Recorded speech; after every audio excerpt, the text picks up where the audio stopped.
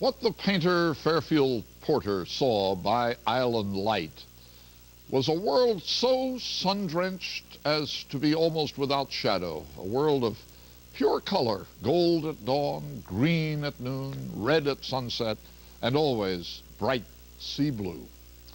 Anthony Mason is about to show us what Fairfield Porter saw.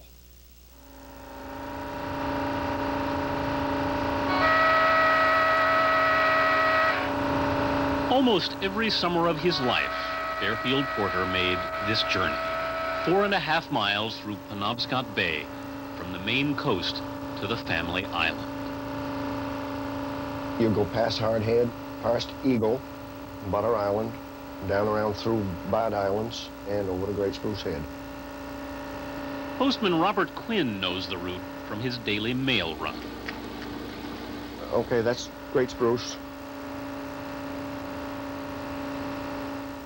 Fairfield Porter's father, a Chicago architect, bought Great Spruce Head Island in 1912 and built this summer home, where his 5 children lived what the artist Fairfield Porter called a personal golden age.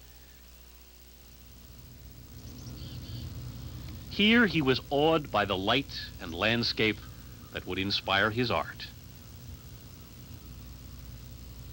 He painted the island harbor,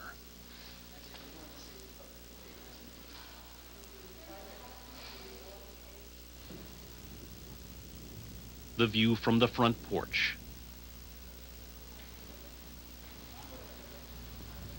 the caretaker's house,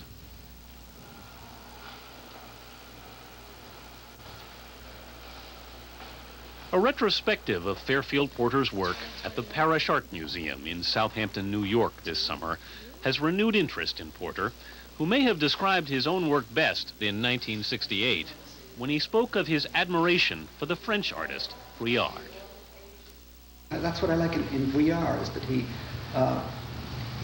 it seems to be ordinary what he's doing, but the extraordinary is everywhere. I mean.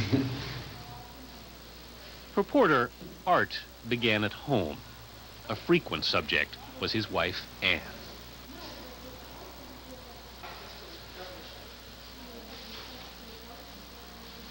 Anne Porter remembers.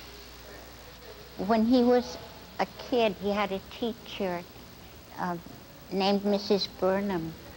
He used to make fun of her, saying that Mrs. Burnham says, you know, look at that tree trunk. Is it gray or is it bluey green here and a little bit pink here and so on? He made a joke of that, and he was very funny about it. And then later I heard him say, you know, Mrs. Burnham was right. It's a short walk from the Parish Museum along South Main Street in Southampton to where the Porters lived for most of the year. We're going to be going this way. In a barn in the backyard, Porter set up his studio. Fairfield was my mentor. He was just great. And how are you related? He's my uncle. Your uncle? Yeah. Uh-huh. He was always very encouraging. Uh-huh. I bet he was. Yeah. Marvelous.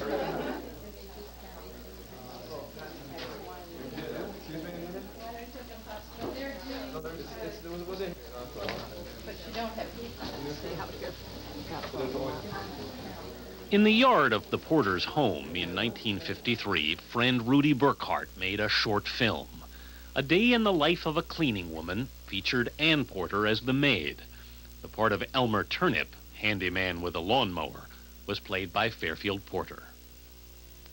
He had this very youthful kind of vitality and sort of a springiness to his step and his mind. He was very quirky and yet very tremendously well educated and a civilized person, and with a very original turn of mind. Jane Freilecker was a young artist when she met Porter in 1952. He liked her use of color, and at least twice she posed for Porter. He painted a picture of me and my daughter, who was about 2 years old at that time. And when he died, his wife gave that picture to me and my husband. And although I liked it very much, somehow it was very hard to have it. It reminded me too much of Fairfield, and So we donated it to the parish museum. And now, of course, it looks wonderful to me, and I think, why did I ever do that?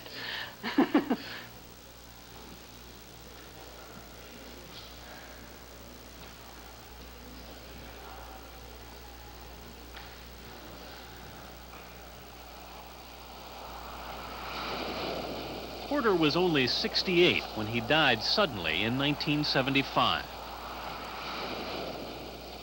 I saw him in that spring, just before he went to Maine, and he said, you know, sometimes I wonder if my paintings are significant. This was the last conversation we ever had.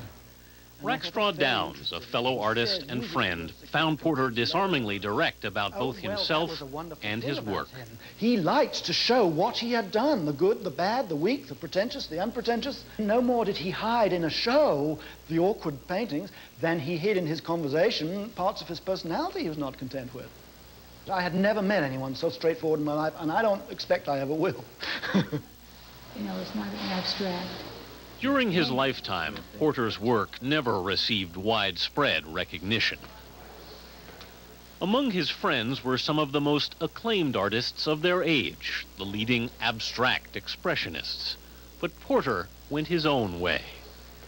As he said in 1968, Expressionism doesn't interest me very much, but visualness interests me very much. And it must be that first timeness.